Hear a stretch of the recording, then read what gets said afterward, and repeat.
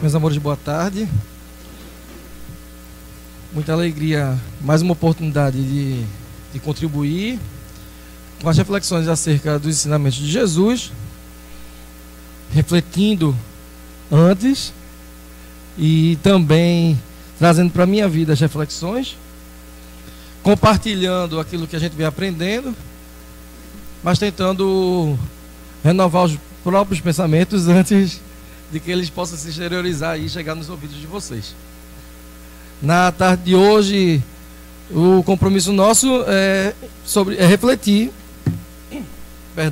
sobre dois itens do capítulo 10 do Evangelho segundo o Espiritismo.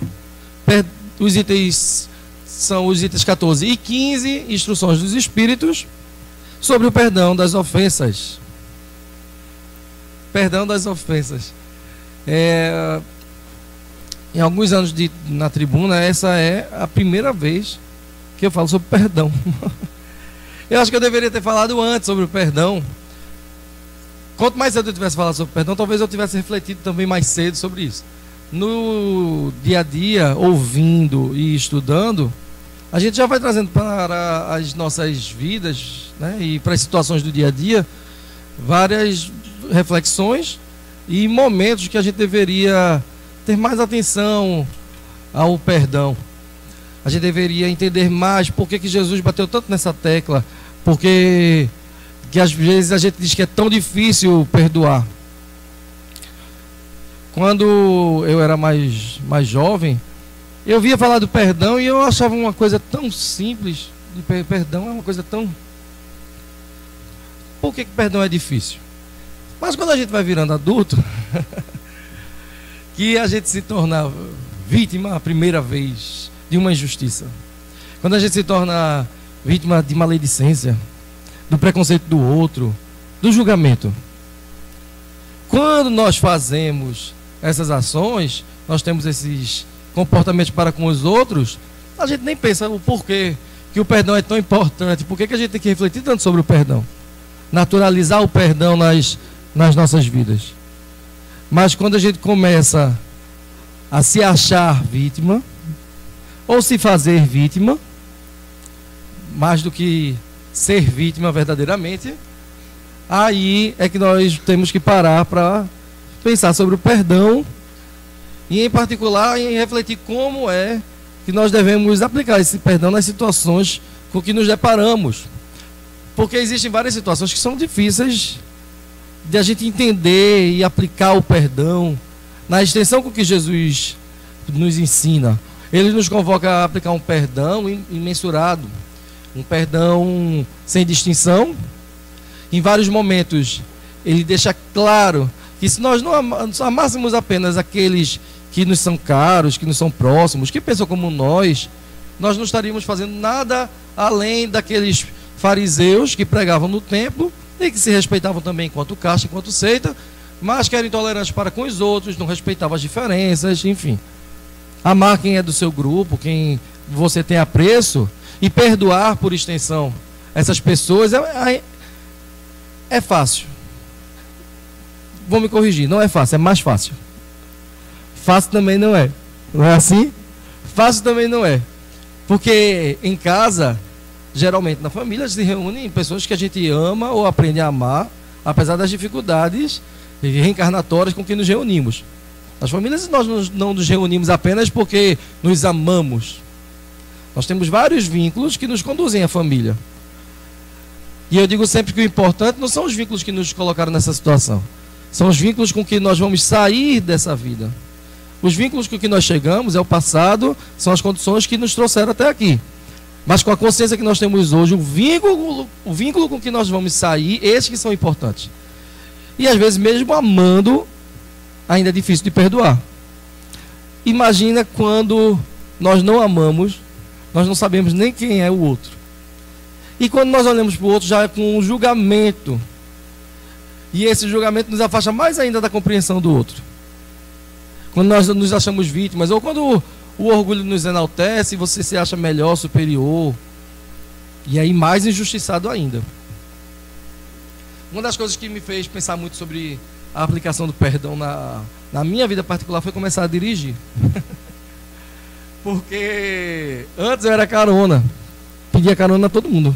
Eu ia para frente do centro e dizia, tu vai para onde? E pedia carona mesmo, descaradamente, não tinha problema nenhum. Se não tivesse as caronas, o professor Marcos já me deu muita carona, um monte de gente aqui de Cláudio já me deu carona, enfim, né? Rossano me deu carona, enfim. Quando eu comecei a dirigir, aí hoje estou dando carona. Hoje eu pergunto, tu vai para onde? Também, né? E hoje, agora eu dirigindo, agora que eu começo a entender um pouco do estresse no trânsito, as dificuldades do trânsito, não é assim? Quando as pessoas ainda têm muita dificuldade em sinalizar da seta, né? Aquele negócio para cima, para direita, para baixo, para esquerda. Isso é difícil, isso é muito difícil, muito. Seta, para que seta? Por que seta? E às vezes as que conseguem dar seta no trânsito, acham que estão dando seta e conseguiram para elas o direito de se jogar na sua frente. Se você está naquela faixa, a prioridade é sua. Quem quer mudar de faixa vai esperar a oportunidade, não é assim? Não é porque ela deu seta que ela pode se jogar na sua frente. Mas as pessoas acho que não tiveram esse aprendizado, enfim. Não sei porque, o que cargas d'água leva as pessoas a não se comportarem assim no trânsito. Mas, como espírita, na proposta de autoconhecer-se, eu comecei logo nos primeiros meses que estava dirigindo a refletir sobre as minhas reações. Quando alguém faz isso no trânsito, eu não vou mentir que eu acho que o que vem à tona, os primeiros sentimentos, eram os que eu sentia quando eram australopitecos, quando eram homo erectus, era uma coisa ainda da selvageria, do clã, da barbárie. O primeiro pensamento que vem, ou infeliz, desgraçado, não é assim que a gente elogia as pessoas? Infelizmente, esse atraso, essas sombras ainda persistem em nós. Eu não tenho vergonha nenhuma, nenhum pudor de dizer dos meus defeitos, viu? Tenho muitos. Se quiser, a gente marca um dia só para uma palestra sobre isso. Teria o prazer enorme de falar sobre eles. Porque eu não tenho dificuldade em sobreviver com minhas sombras, em conviver com minhas sombras. Em fingir que não tenho os defeitos. E agradeço a Deus hoje ter consciência deles. Porque pelo menos eu já tenho noção daqueles que eu já reconheço, porque tem coisas que a gente ainda nem reconhece. Eu já sei por onde começar. Então o começo é assim mesmo. Isso é o processo natural de evolução, né? Assim que a gente tem que se conscientizar. E eu sentia que o primeiro ímpeto que vinha era esse. Mas sabe quanto é que isso durava em mim? 3 segundos, 5, 10 no máximo. Depois que eu desci do carro, eu nem me lembro. Não sei nem como foi. Antes eu ainda vinha assim, olha que infeliz. Eu digo, eita, coitado, deve estar com uma dor de barriga. Até a forma de pensar, olha, o outro a gente tem que mudar. Coitado, ele deve ter uma coisa tão importante. Eu, às vezes, estou atrasado para receber plantão no hospital. 7 horas eu tenho que bater ponto. Tem outro colega me esperando. Quando alguém me corta indo para o trabalho, eu disse, coitado, ele também vai bater ponto. Ele também está atrasado, tem alguém esperando por ele. Mudar o olhar que você tem sobre o outro ajuda muito. Seu olhar é de julgamento. Se você é o certo, e nessas vezes, se você é que está na faixa e o outro que se joga e se atropela na sua frente, você se acha no direito de julgar o outro. Mas quem foi que lhe outorgou esse direito? Em que momento do seu processo reencarnatório você recebeu essa carta de juiz das ações dos outros? Qual foi o momento que você recebeu essa toga para que no mundo você pudesse apontar os erros dos outros? Eu nasci sem essa toga, sem essa habilidade. Não me foi dado esse direito e hoje eu reconheço. Jesus, em Mateus, ficou registrado uma passagem, que é o que eu queria refletir hoje sobre o perdão das ofensas. E eu vou voltar muito sobre essa imagem, porque essa imagem que Jesus traz reflexões além do perdão. Porque ele começa contando o seguinte, no capítulo 18. Eu ia beber na boca da garrafa como se eu estivesse em casa.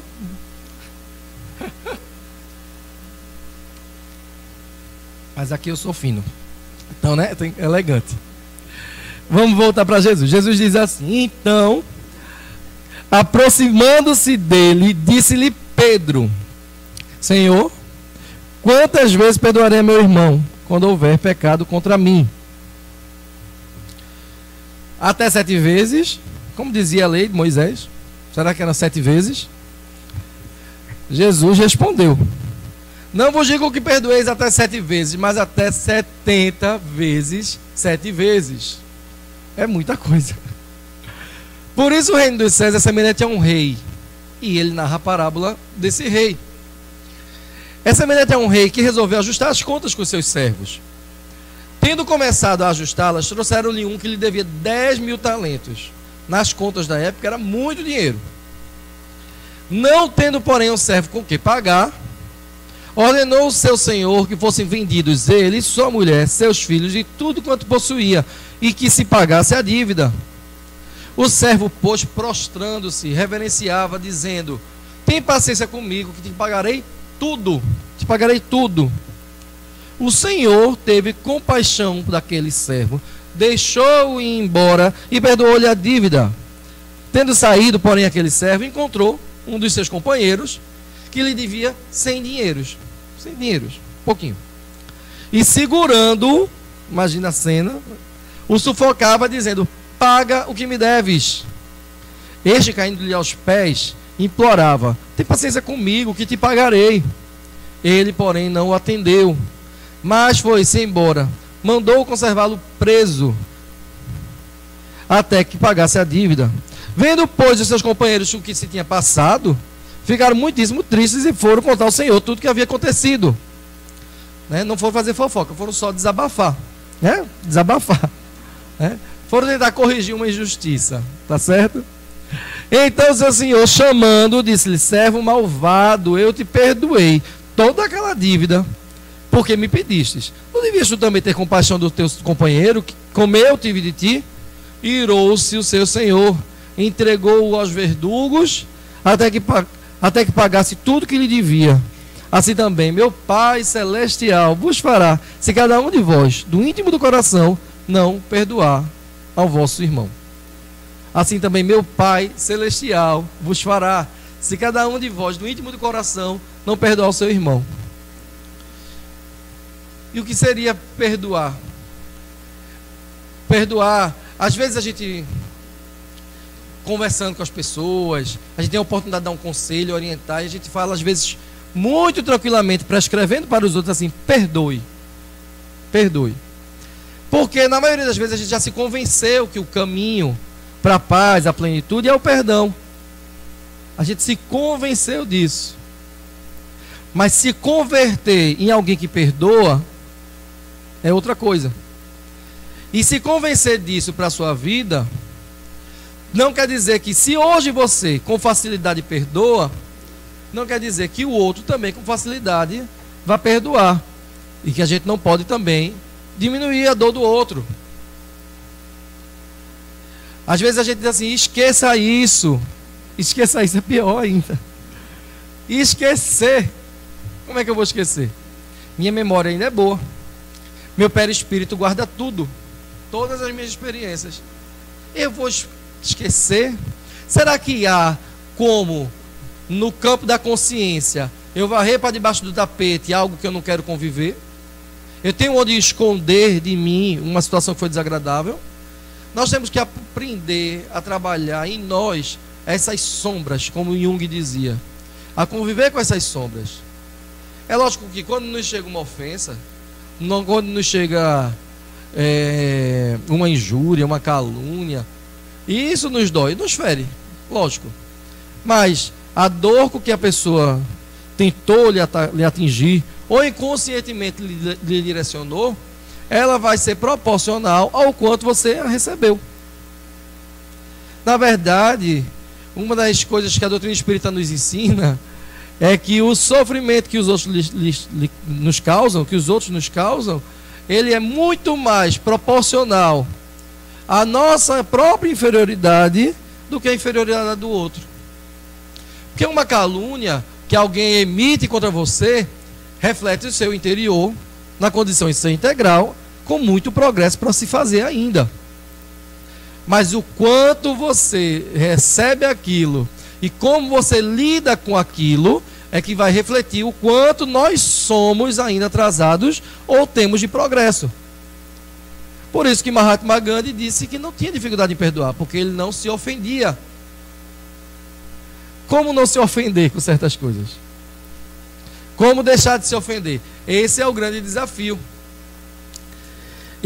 Essa passagem que eu citei, ela está narrada no capítulo 10, bem-aventurados os que são misericordiosos. E o que teria perdão a ver com misericórdia?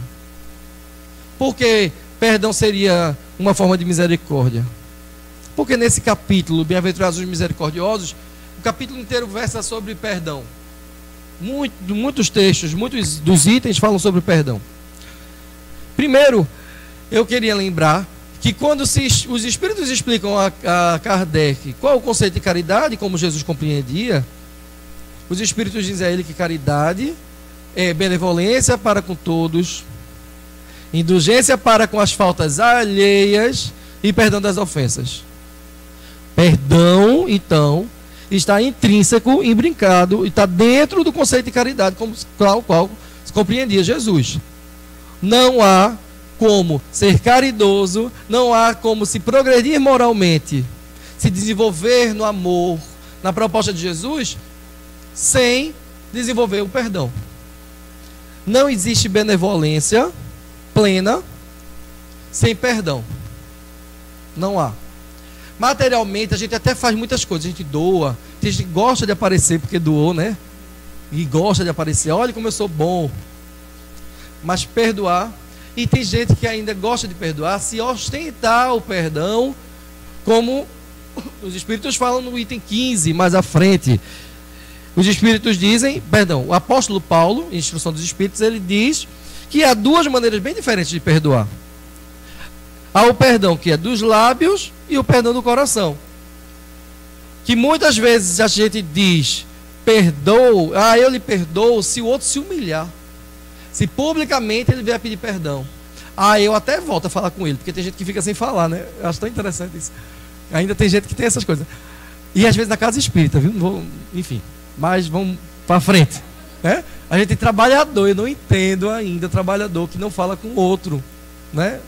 Todo mundo está aqui com defeito, querendo se corrigir, querendo servir a Jesus, primando pelo mesmo ideal, pelo mesmo objetivo. O trabalhador é o sustentáculo vibratório da casa. Então a gente não pode comprometer nunca uma casa espírita, um trabalho na Seara de Jesus, porque eu não gosto muito do jeito que ele fala, porque eu não gosto muito do cabelo da outra, porque a outra, enfim, né? Então a gente tem que aprender a se resolver. Então o perdão, muitas vezes o perdão ele só vem se o outro se humilhar. O outro tem que implorar o perdão. Se ele vier falar comigo, o problema é seu ou é dele, ou é dos dois. Porque a partir do momento que ele lhe agrediu, se você aceitou, o problema é seu também. Vamos resolver junto, né? É difícil. Por isso que a gente tem a casa espírita. A gente nunca passa numa prova difícil, num vestibular difícil, num teste difícil, se a gente não exercitar. Não é assim? O professor mandava questionário lá, bateria de exercício, para a gente ficar treinando em casa, porque quando vinha a prova, a gente tinha que tirar uma nota boa. A gente treina aqui, a casa espírita é para isso, é para a gente treinar. A gente entra num ambiente que é próprio para isso. Mas se aqui a gente não consegue ainda aceitar, refletir, perdoar e julga do mesmo jeito, então nós temos que agir com misericórdia para com aquele que nos agride. Agir com misericórdia para aquele que nos agride. O que seria misericórdia? Eu olhei lá no dicionário. Primeiro que do latim misericórdia quer dizer misericórdia é a compaixão que é motivada pela miséria do outro. Misericórdia, córdia de coração, mísero de miséria. Então o outro que lhe agride é um miserável ainda da alma. Faz parte das nossas misérias ainda ser violento. Às vezes a gente nem percebe as formas de violência que nós temos. Nós somos violentos às vezes em poucas coisas, e em detalhes que para a gente passa despercebido, mas para quem recebe, não passa. Uma grande pesquisadora da área de saúde e violência, uma assistente social chamada Maria Cecília de Souza Minayo, ela diz, depois de estudar a violência do Brasil inteiro, os impactos da violência na saúde pública, ela diz que violência é negligenciar a necessidade do outro. Às vezes a pessoa queria só falar de você e virou as costas. Você foi violento. Você negligenciou o que o outro tinha para lhe dizer. Quantas vezes em casa a gente é violento? Pega o menino, liga a TV e diz, ó, cala a boca que eu vou trabalhar. Não é assim? Não, vem, não fale comigo não, que eu estou aqui preparando a palestra. Olha que beleza. Você vai falar o quê? Que você, na hora de viver, o menino veio lhe dar a oportunidade de você se preparar mais para o trabalho. Aí você acha que é no livro que vem o preparo. Então a gente é violento toda vez que o outro tem necessidade e a gente negligencia a necessidade do outro. E a gente é cada vez mais violento quanto mais miserável espiritualmente a gente for. Quanto mais a gente vê de pobreza espiritual. Tem pessoas que ainda têm muita miséria, muitas pobrezas espiritualmente falando. E nessa pobreza espiritual, é isso que é do interior, é isso que transparece. Eles põem o que são naquilo que eles fazem, como dizia Fernando Pessoa. Santo Agostinho diz que a misericórdia é uma compaixão do nosso coração pela miséria alheia que nos leva a socorrer se nos é possível. Não é o que nos afasta. A misericórdia vem para que nós possamos ir em direção ao outro. Por isso que o perdão, que em relação com a misericórdia, é para que nós possamos ir em direção ao outro e não nos afastarmos dele. É lógico que o perdão, como o Evangelho diz, a gente não tem como, amando o inimigo no sentido que Jesus dizia, não é ter para com ele a mesma solicitude e a mesma alegria que você tem ao encontrar um amigo. Porque até vibratoriamente, energeticamente, não é a mesma, a gente não tem a mesma sincronia, a mesma sintonia energética. Não tem como a gente vibrar da mesma forma com tantas divergências às vezes. Não tem. Mas o que é amar os inimigos? Que o homem, na compreensão do homem de bem, de acordo com Kardec, é não ter ódio, nem rancor, nem desejo de vingança. Começa por aí. Se a pessoa lhe fez mal, talvez o perdão pleno, como a gente vê, talvez a gente não consiga ainda. Mas será que você ainda guarda o ódio? Será que a gente ainda precisa do ódio? Será que a gente ainda guarda o rancor, a mágoa que nos faz sofrer e adoece? Será que a gente tem desejo de vingança? O espírita não tem mais nem o direito de ter desejo de vingança. Porque quando a gente entende a lei de causa e efeito, e a gente sabe o quanto nós já fomos algozes, o quanto essa contenda pode ter tido início em você, o compromisso se torna nosso em cessar essa cadeia de ódio, de revolta, de discussão, de dissensão. Thomas Kempis, que eu amo Thomas Kempis. Thomas Kempis era um frei franciscano, que ele escreveu um livro que é a maior obra da vida dele, assim, lindo. Se chama A Imitação de Cristo. Não sei se alguém já leu. Eu tenho até ele aqui, depois eu mostro a capa. A Imitação de Cristo. Em a Imitação de Cristo ele diz que perdoar, eu acho linda essa frase, perdoar é não permitir que a amargura escreva o último capítulo, mas o amor, a misericórdia e a compaixão. Na história que se estabelece com o outro, em que há uma grande divergência, que causa dores reciprocamente, que causa tudo isso que o ódio, a mágoa, o rancor nos traz, a última palavra não pode ser da amargura, do rancor e do ódio. A última palavra nessa história tem que ser do amor, da misericórdia e compaixão.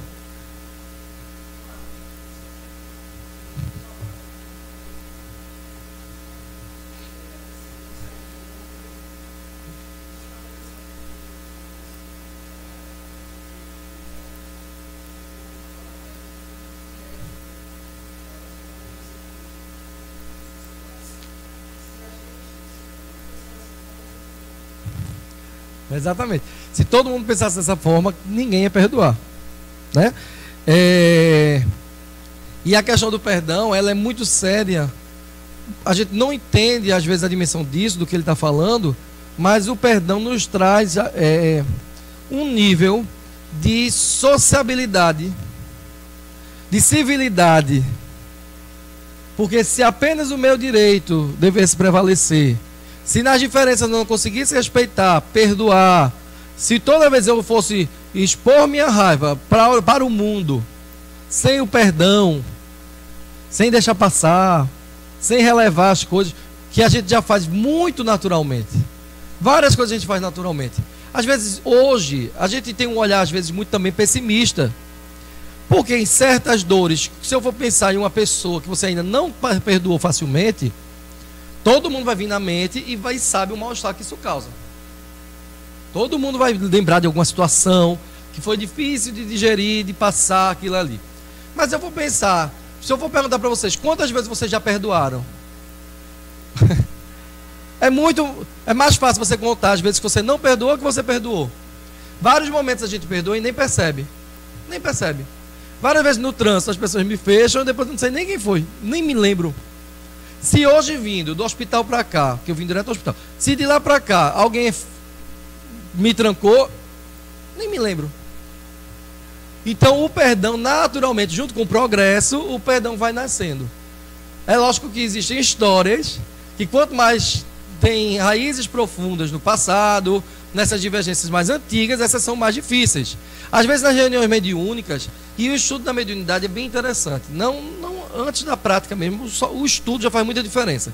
Se a gente pudesse ler o livro Céu e Inferno, o relato dos espíritos infelizes, quantos estão lá revoltados, infelizes, porque não perdoaram? Quantos estão no plano espiritual em situações precárias, porque não tiveram misericórdia, ou seja, na miséria da sua alma, não conseguiram ter compaixão ou perdão, não aproveitaram o sofrimento que o outro foi portador, porque aí é que está a gratidão, como sinal do progresso moral, que a gente possa olhar o outro como aquele que nos traz a oportunidade de aprender, a oportunidade de perdoar. Obrigado, Senhor, por essa mão que me apedreja. Pela mão que abençoa, a gente agradece fácil.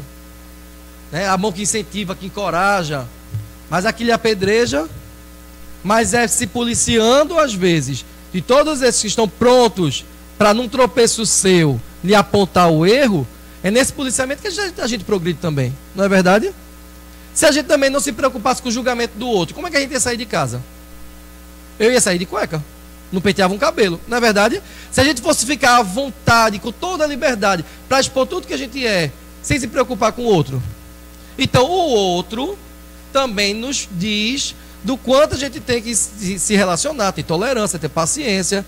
Ele nos alerta, nos serve de baliza para a gente poder se portar, se conduzir no meio da sociedade. Então hoje, no início desse mês, saiu um artigo no American Journal of Public Health, que é uma revista internacional de pesquisa em saúde pública, que é um artigo interessante, é um artigo técnico, mas ele diz que o perdão é uma questão de saúde pública. Primeiro artigo internacional numa revista de alto impacto nas ciências da saúde, dizendo que o perdão é uma questão de saúde pública.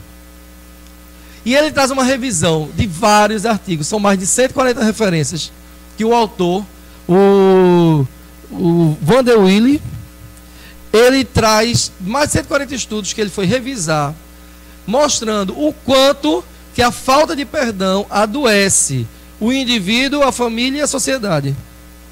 O quanto ali.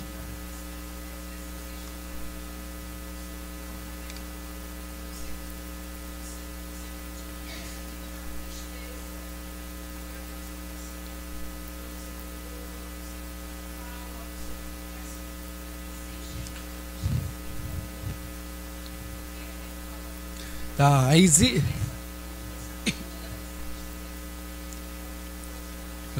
que seria o estágio mais para frente do perdão. Tá? Quando a gente não tem ódio, nem rancor, nem desejo de vingança, a gente começou. Tá? Mas quando eu olho o outro com comiseração, com compreensão, e aquele fato não me causa mais dor, aí é que eu perdoei. Não quer dizer que eu esqueci, mas quer dizer que aquilo não me causa mais dor. Vamos pensar meu pai me conta até hoje que eu só apanhei uma vez na vida. Uma vez na vida. Eu também não lembro, eu tinha só 2 anos de idade. E eu estava na praia, meu pai queria me tirar do mar. Eu adoro água até hoje. Devia ter nascido um peixe. Quando ele veio me pegar, eu não lembro disso, mas quando ele veio me pegar, eu gritei e dei um tapa na cara dele. Eu tinha 2 anos. Quem nunca apanhou de um bebê? Acho que o menino faz isso, né? Enfim. Mas aí nesse dia ele disse que me tirou e toma um tapa nas minhas pernas. Nunca mais você vai levantar a mão pro seu pai. Eu nem me lembro disso, mas enfim. Mas fiz, apanhei, passou. Ele me conta isso rindo. Ele me conta isso rindo. Ele levou a tapa, não levou a tapa? Levou a tapa. Ele perdoou? Com certeza. Se aquela tapa não dói, Ele perdoou. Porque ele nunca, em momento algum ele teve ódio, nem rancor, nem desejo de vingança. Não teve. Mas doeu. Mas ele só conseguiu superar a dor, sofrimento, tudo isso. E hoje ele fala rindo que levou uma tapa na cara, porque ele exercitou da compreensão que, eu sou uma criança. Quando um adulto lhe esbofeteia, você vai dizer, ele é uma criança? Mas a gente devia dizer, ele é uma criança espiritualmente falando. Ele é um imaturo espiritual. Ele é miserável espiritualmente falando. Uma pessoa que tem um ato desse ainda, ele está muito lá para trás. Se a gente está ainda já na frente, é para eu olhar para ele com compaixão, estender a mão e não jogar o mesmo ódio, devolver a mesma coisa.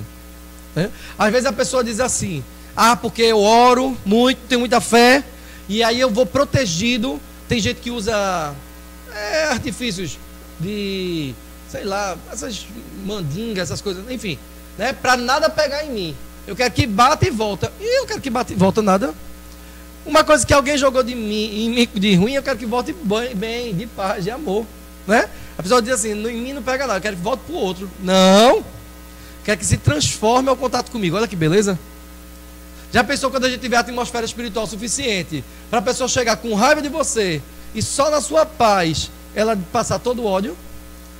Que era o que aconteceu com o Chico Xavier, que as pessoas à distância se emocionavam e queriam chorar e não sabiam o que estavam sentindo naquela hora. Então isso é um estágio bem para frente. O início é não ter ódio, nem rancor, nem desejo de vingança. Mas se ainda aquilo nos causa sofrimento, a gente tem que buscar a causa do sofrimento. Por que eu sofro com aquilo ainda? Porque a agressão passou. A agressão não é agora. Eu não tenho como dizer que a agressão agora não vai me causar uma dor, um constrangimento. Porque está acontecendo. Mas depois que ele é passado, a agressão, a dor, não é mais o tempo presente. Por que eu trago aquilo ainda no meu tempo presente? Por que aquilo ainda é presente na minha vida? O que é que eu preciso para no meu presente, no meu futuro, me ver livre disso? E que isso não tenha efeito sobre mim? Será que eu preciso mudar meu olhar sobre aquele que me agrediu? E esse, às vezes, essa que eu acho o ponto-chave, tá? E para mim tem servido muito uma coisa que é o contato com os pacientes, na minha profissão. Toda vez que um paciente faz alguma coisa, às vezes, olha, os pacientes voltando de anestesia, ou em delírio em UTI, eu já levei tapa, enfim, já aconteceu tanta coisa. Mas eu fico com raiva deles. Eu olho para eles e digo, meu Deus, enfim, eu nem me lembro. Isso nem me ofende mais. Quando a gente começa a ser agredido e começa a olhar o outro assim com compaixão, isso muda. E se a gente, agora, a gente tem às vezes muita dificuldade de ter compaixão pelo outro, porque a gente também é orgulhoso. E aí a parábola de Jesus, porque nós somos o servo, que talvez algumas pessoas fiquem em dívida conosco, mas o quanto nós somos devedores, aí a gente não tem nem noção do quanto a gente é devedor. Thomas Kempis fala isso, Agostinho fala isso, e vários outros pais da igreja, doutores da igreja já falavam isso há muito tempo, que se a gente fosse olhar o quanto a gente recebe em tudo que a gente tem no mundo, em oportunidade, em saúde, se a gente está entendendo uma agressão, é porque a gente já tem juízo. Pelo menos o juízo está funcionando. Não é assim? Então só ter um juízo bom, ter saúde, ter oportunidade, ter vida, enfim, a gente tem tantas bênçãos na vida. E a doutrina espírita nos amplia a compreensão de quanto nós somos devedores mesmo, no quanto nós somos beneficiados. Porque a doutrina espírita nos ensina que Jesus, há mais de 4,5 bilhões de anos, já era espírito puro, a construir uma terra dessa linda, conduzir um processo de evolução, para que eu, espírito simples e ignorante, começasse lá nas primeiras encarnações, e fosse progredindo, e estivesse aqui hoje. Se a gente não tem noção do quanto foi difícil o nosso planejamento encarnatório, o quanto de trabalho a gente dá para as pessoas, para os espíritos que nos guiam, que nos protegem, que nos amam, que nos conduzem, e a gente é cabeça dura. Ontem eu tive uma exposição, fui fazer uma exposição, e um espírito muito amigo, que eu amo muito, ele me inspirou, me ajudou, né? E depois eu tive a reunião mediúnica, uma reunião que a gente tem lá, fechada na casa espírita, e ele se aproximou. Aí eu disse assim, irmão, olha, eu queria lhe agradecer muito pela sua ajuda. E ele ficou calado. E eu queria agradecer, porque eu sei que o senhor inspira às vezes, e às vezes eu quero falar uma coisa, e o senhor fica... E eu sei que eu dou muito trabalho. Sabe o que ele disse? Meu filho, você dá muito trabalho. Isso, meu Deus, que vergonha. Ele não precisava concordar. Né? Ele não precisava concordar que eu dou muito trabalho. Enfim. Né? Mas quando ele concordou, aí eu parei para refletir uma coisa. Quando ele disse, meu filho, você dá muito trabalho. Ele falou com raiva de mim. O sentimento zero, sentimento raiva, de cobrança. Sabe? Esse menino dá muito trabalho. A gente tem isso. A gente tem isso. Não é assim? Menino, fica quieto. Não é assim? Dá muito trabalho. Qual é a criança que não dá trabalho? Por que a gente escolheu ser pai, mãe, tio e avô? Não é? Então a gente tem que olhar para o outro assim. O que é que o outro tem para oferecer para a gente? Por que ele disse assim, meu filho, você dá trabalho? Por que ele falou só isso? Sem nenhum peso quanto a isso? Porque ele, na superioridade dele, quando ele escolheu ajudar o pobre coitado, ele sabia que era só isso que eu tinha para oferecer. Ele não está esperando a mais em mim. Ele não projeta algo a mais de mim. Por que a gente projeta no outro? A gente projeta no outro um nível de exigência que para conosco nós não temos. Nós somos extremamente severos no julgar o outro, mas somos muito indulgentes no nosso julgamento íntimo. E o Evangelho diz que a gente tem que fazer justamente o contrário. Eu tenho que ter severidade para julgar os meus atos. Antes de dormir, quando eu boto a cabeça no travesseiro, eu só posso fechar o olho e roncar se eu tiver passado em revista tudo que eu fiz no dia e eu tiver certeza que eu não tenho nada devendo para ninguém. E se eu tiver certeza disso, eu ronco na paz. Pode roncar, pode babar, pode dormir o dia todo. Mas se eu não tiver na minha revista ali do meu dia a consciência tranquila, para eu poder dormir, eu tenho que dormir com arrependimento, com planos de reparação, para eu não ter depois que espiar e perder de vez a minha paz. Então a gente tem que aprender também, uma das lições que eu venho aprendendo há muito tempo, e que eu comecei falando sobre isso, é lidar com as próprias sombras. E se auto-perdoar. Se auto-perdoar. Julgar o outro. A gente não pode julgar o outro com a medida severa. A gente não tem chance, a gente não tem direito de julgar ninguém. Porque com a medida que nós julgarmos o outro, nós seremos julgados da mesma forma. Nós, na parábola de Jesus, lembrando sempre dessa parábola, toda vez que a gente cobra severamente do outro, as nossas dívidas que são maiores ainda, e que a gente tenta parcelar, protelar, não é assim? A gente tenta, nessas dívidas espirituais, perante a lei de Deus, a gente queria, se pudesse, financiar em 300, não é nem 300 meses pela Caixa não, é em 300 encarnações, não é assim? Não é nem 300 meses não, porque 300 meses daqui a pouco passa. Na vida do espírito isso não é nada. Mas em 300 encarnações, um débito do passado, olha que beleza, a perder de vista. É assim que a gente queria fazer. E com o outro, que severidade é essa de querer expor o outro, o erro do outro, cobrar o outro, não é assim? Então o auto-perdão, num livro chamado Saúde, Trilha da Transformação, é um livro da AME Brasil Editora, então são vários autores da Associação Médico Espírita. Ele diz o seguinte, que auto-perdão é, primeiro, reconhecer a verdade. Reconhecer a verdade. O Espírito do Irmão José diz, numa mensagem que eu acho muito interessante, ele diz o seguinte, que nós devemos fazer de nós a justa medida, tá? Sem os excessos a que o orgulho nos exalta, e nem a visão pessimista de que somos o atrasado, o coitado, que não presta para nada também, e que é a visão pessimista que nos incapacita. Ah, não, eu sou atrasado mesmo, eu não vou perdoar não, porque isso aí eu não sou evoluído. Tem gente que diz isso, menino, eu sou assim mesmo. Sim, se você achar que você é assim mesmo, você vai continuar assim mesmo por muito tempo. Só que quanto mais for a oportunidade de deixar de ser assim, você deixa passar, você vai amargurar depois para que tenha outras oportunidades. Então a gente tem que se colocar no processo de evolução, convivendo com os nossos defeitos, compreendendo que os outros também têm direito a ter defeito, ele também tem. Se a gente quer misericórdia, quer ter direito a errar, e quer uma chance de se reparar, de se reerguer, de se reorientar na marcha, por que o outro não teria essa chance? Toda vez que eu sofro uma ofensa, que acontece qualquer coisa comigo, eu digo, Jesus, graças a Deus, que não sou eu mais que fiz sofrer. Olha, isso já é uma alegria tão grande para mim. Tá? Quando alguém sofreu por minha culpa, meu coração fica aqui para dormir ao inferno. Então, pelo menos isso. Pelo menos isso. Vamos ser positivos, vamos comemorar isso. Aqui, Aqui vocês planejam, feito na novela das 8, aquela menina, a Clara, né? Que planeja se vingar de todo mundo. Vocês têm isso ainda? Eu acredito que não. Né? Vocês passam o dia matutando no juízo como é que vai fazer o mal? Isso é progresso, isso é muito progresso. Se eu estivesse falando num público do século XVI, vocês estavam tramando aqui como é que ia envenenar aquele, não é assim que fazia? Como é que ia tomar o poder não sei de quê, como é que ia tomar o marido da outra, né? Como é que ia arrumar o casamento para não sei quem, para sua filha. Enfim, olha como era o pensamento na época. A gente já passou, vamos ser otimistas. Mas vamos reconhecer a verdade que é em nós. Quais são os nossos defeitos? O que a gente precisa melhorar?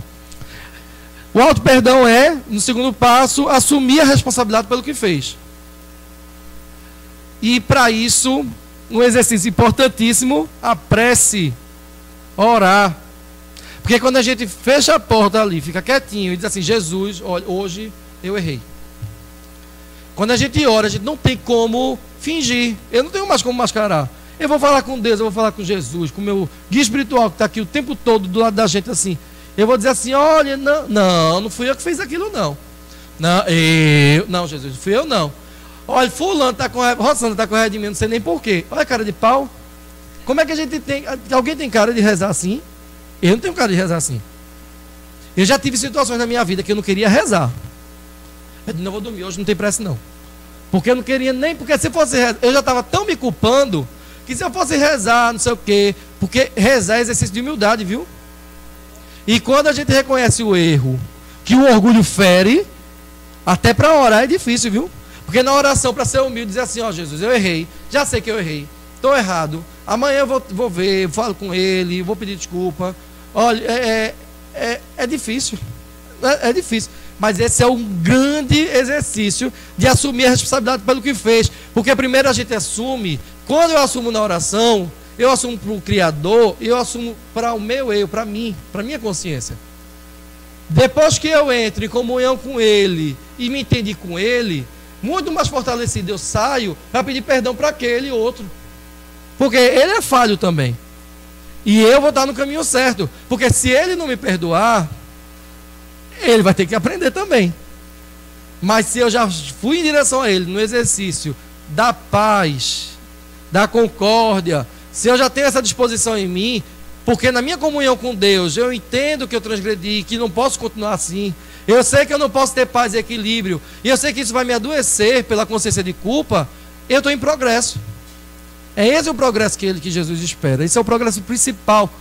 É isso que é o mais importante, é reconhecer, assumir e ir atrás. Arrependimento, como diz no céu e no inferno. Arrependimento, reparação, expiação. Aprender com a experiência. Terceiro passo para o auto-perdão. Aprender com a experiência. Para quê? Para a gente não fazer de novo também, porque a gente não precisa mais. Tem coisa que a gente não precisa.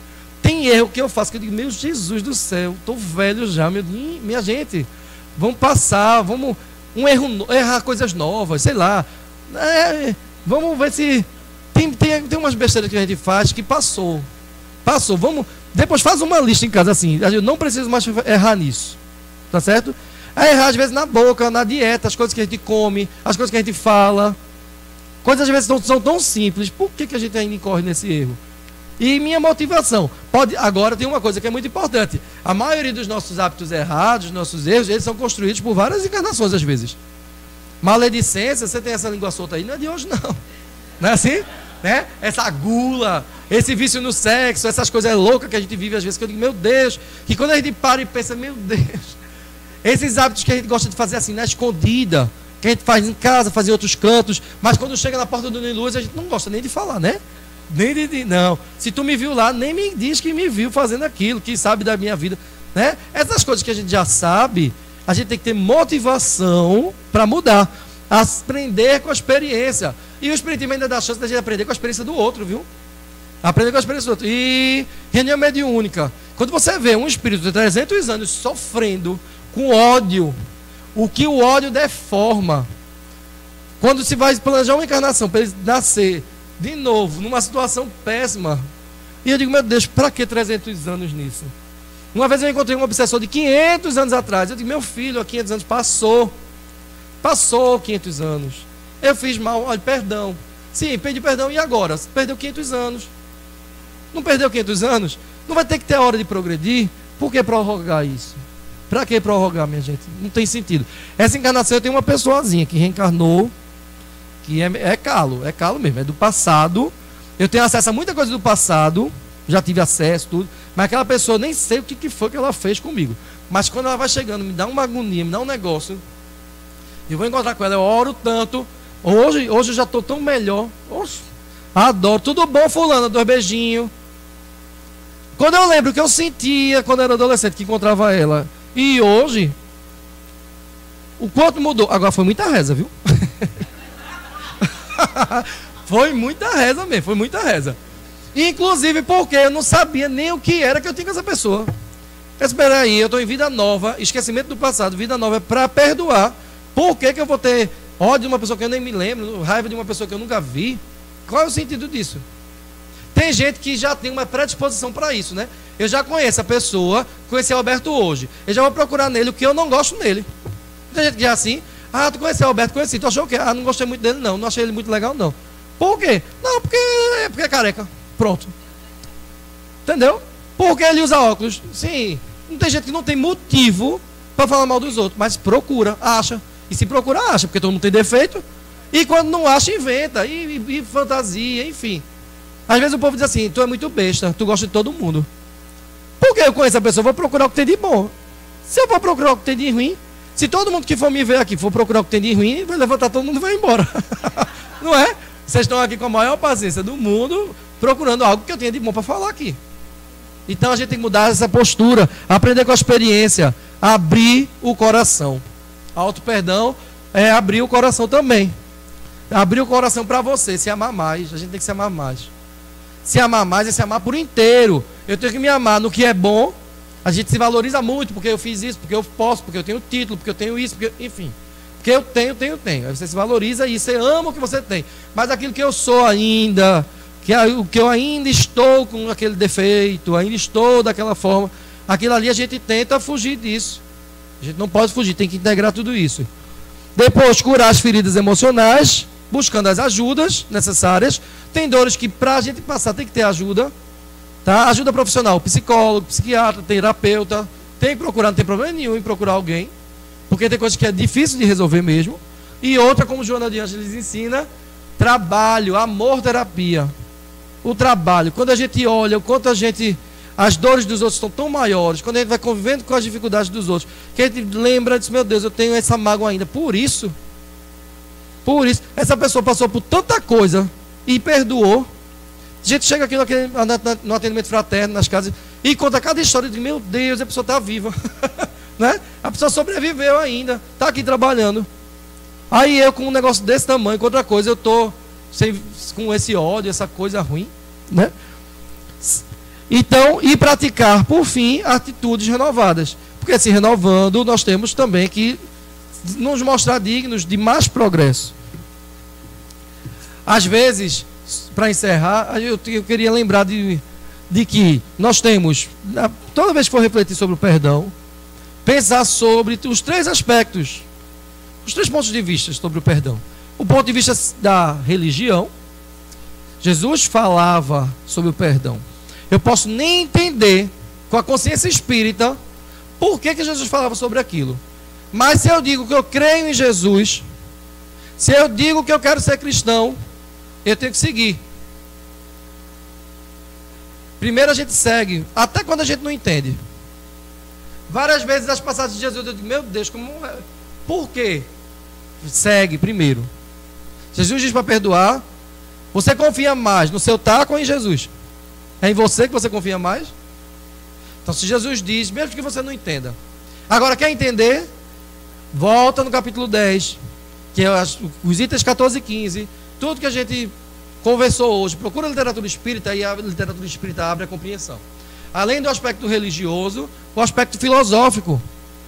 O aspecto filosófico do ser que eu sou, de onde eu vim, para onde eu vou, o que eu preciso para chegar naquilo, o quanto eu ainda trago, e que se eu sou digno de misericórdia também, e vivo em sociedade para ter paz e concórdia e encontrar plenitude, eu também tenho que exercer misericórdia, e o perdão está intrínseco e faz parte do meu ato caridoso, que não por eu ser caridoso e ser superior, mas por ser pessoa, por ser espírito e necessitar exercitar o perdão e a caridade para progredir. E além disso, do aspecto científico, que a gente nem entrou, que poderia ser outra palestra, só para a gente refletir o quanto o perdão nos adoece. O quanto, Joana, vamos procurar Joana de Ângeles também, tá?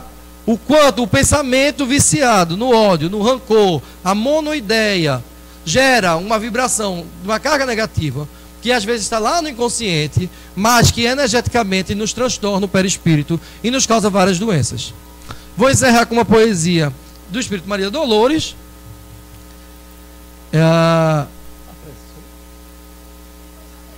Em seguida a prece. Maria Dolores diz, no livro Antologia da Espiritualidade, de Chico na psicografia de Chico Xavier, tem uma mensagem dela que se chama Cantiga do Perdão. E ela diz assim: não te iludas, amigo, por mais se expandam lágrimas contigo, todo lamento é em vão. Tudo o que tende para a perfeição, todo o bem que aparece e persiste no mundo, vive do entendimento harmônico e profundo através do perdão. Perdão que lembre o sol no firmamento, sem se fazer pagar pelo foco opulento, a vencer dia a dia a escuridão da noite insondável e fria, e a nutrir no seu longo itinerário o verme e a flor, o charco e o pó, o ninho e a fonte, de horizonte a horizonte, quanto for necessário. Perdão que nos destaque a lição recebida na humildade da rosa, bênção do céu, estrela cetinosa, que ao invés de pousar sobre o diamante, desabrocha no espinho, como a dizer que a vida, de caminho a caminho, não despreza ninguém, e bela, generosa, alta e fecunda, quer que toda maldade se transfunda na grandeza do bem. Perdão que se reporte à brandura da terra pisoteada, esquecida heroína da paciência, que acolhe em toda parte os detritos da morte e sustenta os recursos da existência. Mãe e escrava, sublime de amor mudo, que preside em silêncio ao progresso de tudo, a terra. Amigo, onde estiveres, assegura a certeza de que o perdão é lei da natureza, segurança de todos os mistérios. Perdoa e seguirás em liberdade, no rumo certo da felicidade, nas menores tarefas que realizes, para lembrar-se em sombra os instantes felizes, na seara da luz, na qual a luz de Deus se insinua e reflete.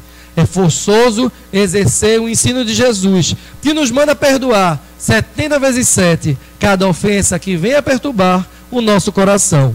Isso vale afirmar, na senda da ascensão, que em favor da vitória a que aspiras na luta transitória, é mais do que importante, é essencial que te esqueças por fim de todo o mal, e que em tudo, no bem a que te deis, seja aqui, mais além, seja agora ou depois, Deus espera que ajudes e abençoes, compreendendo, amparando, perdoando e servindo outra vez.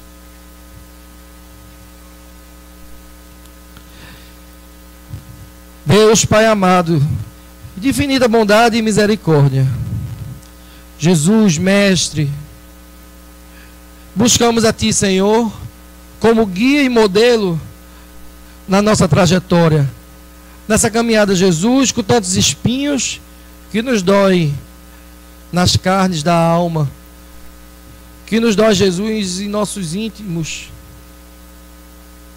Nós Te buscamos, Jesus, para aprendermos a lidar com essas dores, com as ofensas, com essas injúrias. Nós buscamos a doutrina espírita, Senhor, para que ela nos console, acalme nosso coração, acerene a nossa mente e nos dê condições de seguir adiante a despeito de qualquer angústia, de qualquer passado. Mas hoje, Senhor, mais do que o Consolador, nós Te buscamos como transformador. Nós Te buscamos, Senhor, como aquele que vai nos transformar, tentando permitir que a Tua luz, uma fagulha da luz de Deus que emana do Teu coração, toque os nossos corações, ilumine onde ainda há trevas, clareie o nosso horizonte, para que possamos caminhar com segurança, amando, servindo, aprendendo a perdoar, e assim em comunhão, toda a terra, resplandecendo o teu amor para com todos nós, possa assim se encontrar na regeneração, na paz, na plenitude, no futuro melhor. Abençoa, Senhor, a todos aqueles que sofrem, principalmente aqueles que fazem sofrer. Abençoa, Senhor, aqueles oprimidos, fracos, mas toca aqueles que fazem a opressão e que, se fazendo fortes, ofendem os outros. Abençoa, Senhor, aqueles que titubeiam na marcha e fortalece aqueles que intentam caminhar contigo. Somos nós, Senhor, que pedimos as tuas bênçãos, que rogamos a tua presença em nossas vidas, e que o Senhor esteja conosco e que nós estejamos contigo, e que o Senhor conosco esteja com as nossas famílias, com aqueles que nós amamos, que temos em mente nesse momento, encarnados e desencarnados. Na tua paz nos encontremos hoje e sempre. Que assim seja.